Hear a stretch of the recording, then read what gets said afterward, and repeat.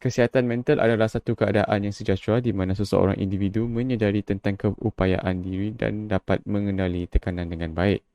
Kesihatan mental juga sangat penting dan menyatukan komponen kesihatan dan ia merangkumi kesejahteraan psikologi, emosi dan sosial seseorang.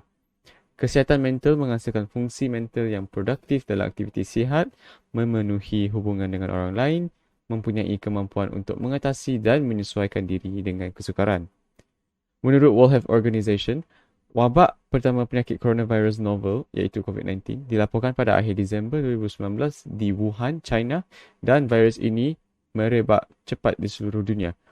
Pada 18 Mac 2020, Malaysia mengisytiharkan keadaan Perintah Kawalan Pergerakan dikenali sebagai PKP.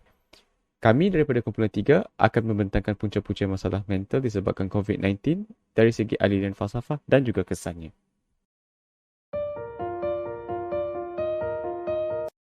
Aliran falsafah yang pertama adalah aksiologi. Aliran ini dapat dilihat daripada isu semasa iaitu kes pembunuhan diri dalam kalangan orang dewasa dan pelajar disebabkan masalah psikologi seperti kemurungan, stres dan kegelisahan.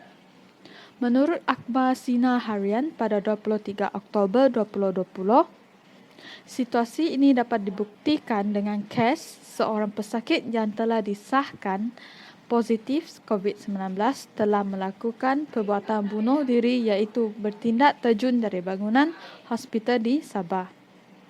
Keadaan ini berlaku kerana seseorang itu hilang kawalan perasaan ke atas situasi pandemik tersebut akibat masa kuarantin yang lama, ketidakpastian tentang status kesihatan mereka dan sebagainya.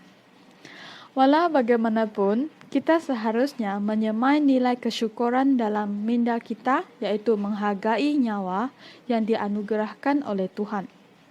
Kita juga seharusnya sentiasa menjaga kesihatan diri dan keluarga terutama sekali ketika pandemik yang berlalu sekarang ini dengan mematuhi kepada arahan dan peraturan yang ditetapkan oleh kerajaan seperti pemakaian mask, menjaga kebersihan diri dan sebagainya supaya dapat mengurangkan kes COVID-19 pada masa hadapan. Kedua ialah epistemologi di mana kes COVID-19 meningkatkan penyakit mental dan juga kemurungan. Hal ini terbukti dengan akhbar daripada Utusan Malaysia pada 23 Disember 2020.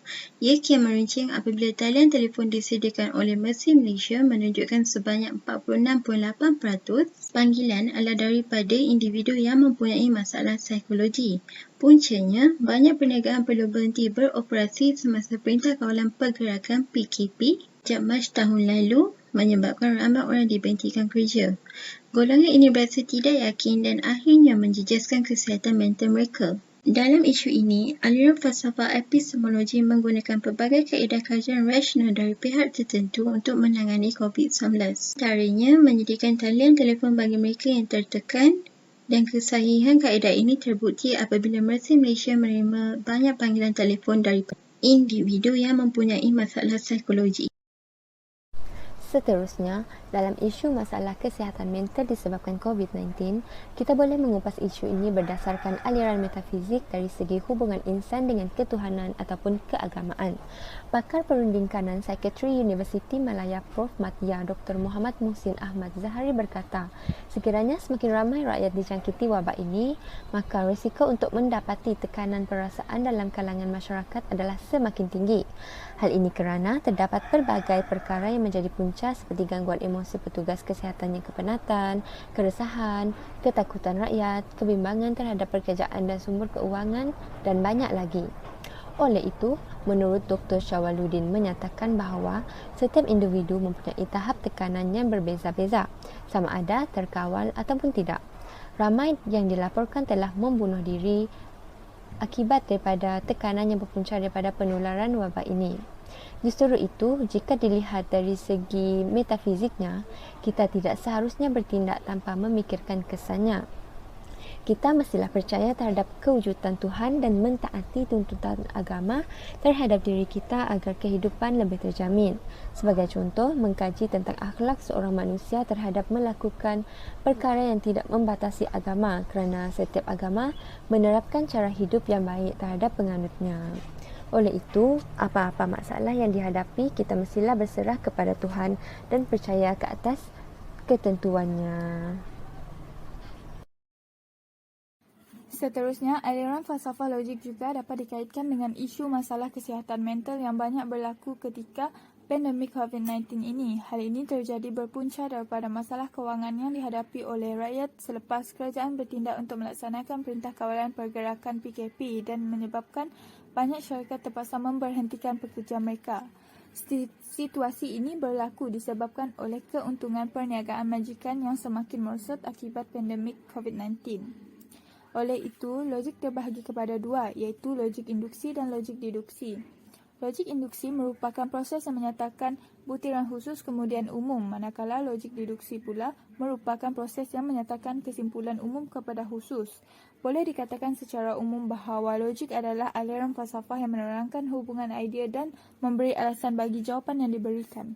Walau bagaimanapun, kita seharusnya menanam nilai kasih sayang dalam diri kita, iaitu menyayangi dan menghargai diri kita. Kita juga seharusnya menjaga emosi dan perasaan diri ketika pandemik ini untuk mengelakkan berlakunya masalah mental.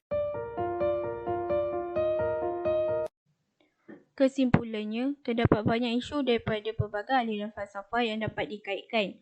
Sebagai contoh, dalam setiap isu mempunyai pelbagai teori yang terdapat dalam aliran falsafah sehingga mewujudkan berkaitan antara sesuatu isu tersebut dengan manusia dan perkara di sekelilingnya. Tambahan lagi, setiap isu dan masalah yang berlaku mempunyai punca, kesan dan penyelesaiannya. Misalnya, kes masalah mental yang terjadi meningkat lebih daripada biasa ketika pandemik COVID-19 ini yang disebabkan oleh pelbagai perkara, dan ia memberi kesan yang berlainan terhadap individu seperti pesakit yang mengalami kemurungan, orang ramai yang mengalami kegelisahan dengan virus yang tidak terlihat keberadaannya, pekerja-pekerja kesihatan yang penat fizikal dan mental dan sebagainya. Daripada masalah-masalah ini telah mengakibatkan kesan yang sangat buruk seperti bunuh diri. Oleh itu, semua pihak perlu bekerjasama dalam menangani masalah mental yang dialami supaya dapat mengelakkan daripada berlakunya perkara yang lebih buruk.